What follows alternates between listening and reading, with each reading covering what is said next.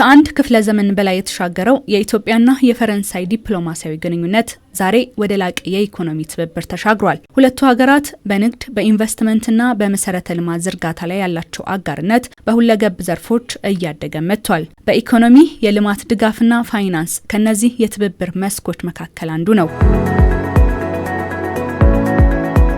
ለ25 ዓመታት በኢትዮጵያ የልማት መስኮች ላይ ሲንቀሳቀስ የቆየው የፈረንሳይ የልማት ኤጀንሲ ኤኤፍዲ ኢትዮጵያ የምታከናውናቸውን መጠነ ሰፊ የልማት ፕሮጀክቶች ዋነኛ የፋይናንስ ምንጭ ሆኖም ቆይቷል። ኤጀንሲው በተለይ በከተሞች የንጹህ መጠጥ ውሃ አቅርቦት፣ በኃይል ማመንጫ ፕሮጀክቶችና በቴሌኮም ዘርፍ ማሻሻያዎች ላይ የብድርና የቴክኒክ ድጋፍንም በማድረግ በርካታ ስራዎችን ሲሰራ ቆይቷል።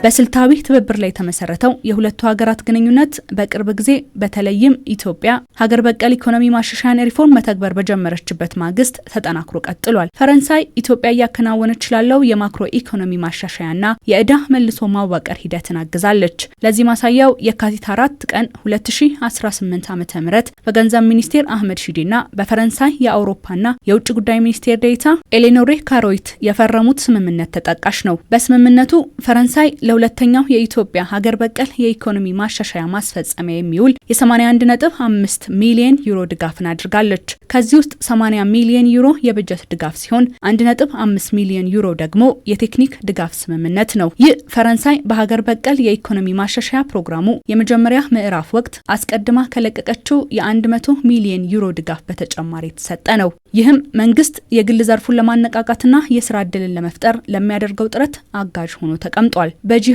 የጋራ ማዕቀፍ ስር ከሁለትዮሽ አበዳሪዎች ጋር የተደረገው የመጀመሪያው ታሪካዊ የዕዳ ሽግሽግ ስምምነት በዚህ ወቅት ሲደረግ ስምምነቱ ከ3.5 ቢሊዮን ዶላር በላይ የዕዳ እፎይታን ኢትዮጵያ እንድታገኝ አስችሏታል። ይህም ለኢትዮጵያ የኢኮኖሚ ማገገም ትልቅ ሚናን ይጫወታል የተባለለት ነው። ሁለቱ ሀገራት በጂ20 የጋራ ማዕቀፍ ስር በኢትዮጵያና በይፋዊ አበዳሪዎች ኮሚቴ ኦሲሲሲ አባል መካከል የተደረገ የመጀመሪያው የሁለትዮሽ የዕዳ ሽግሽግ ስምምነትም ያደርገዋል። ፈረንሳይ በይፋዊ አበዳሪዎች ኮሚቴ ውስጥ በመሳተፍ ለኢትዮጵያ የዕዳ ጫና በመቀነስና አዳዲስ የፋይናንስ ፍሰቶችን በማምጣት ረገድ ግንባር ቀደም ሚናንም ስትጫወት ቆይታለች። ይህም የፈረንሳይ መንግስት የኢትዮጵያን የረጅም ጊዜ የኢኮኖሚ መረጋጋትና ሁለንተናዊ እድገት ለመደገፍ ያለውን ቁርጠኝነትም አረጋግጧል።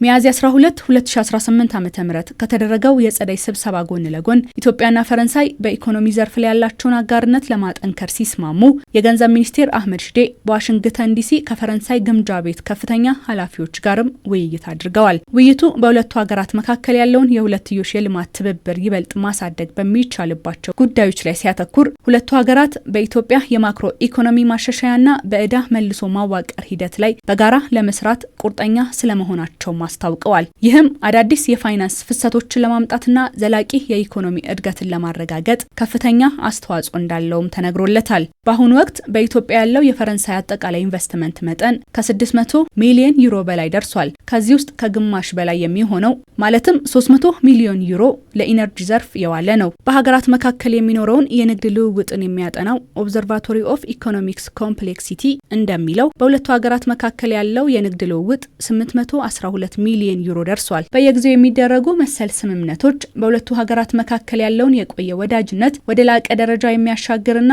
የኢትዮጵያን የንግድና የኢኮኖሚ ተወዳዳሪነት የሚያሳድግ ስለመሆኑም ታምኖበታል።